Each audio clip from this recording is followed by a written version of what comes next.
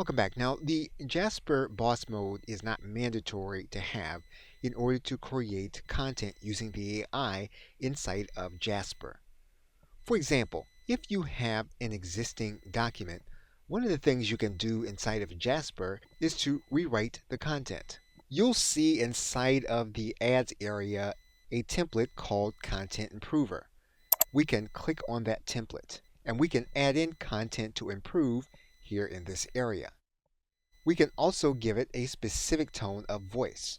So we can take the content that we want to improve, we can highlight it, and we can cut and paste this content inside of Jasper AI.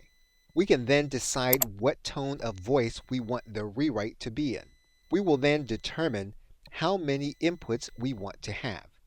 Once we have our prompts the way we want them, and we have the number of outputs we are going to want, we can then click Generate.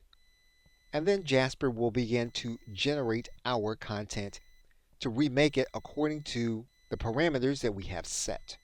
We can upvote or downvote and then choose the one that we want. If you have boss mode, you can open this content up in a document. Otherwise, you can copy it to make it available inside of your word processing software and then move on to the next portion of your content. Okay, so with that, thanks, and I will see you in another video.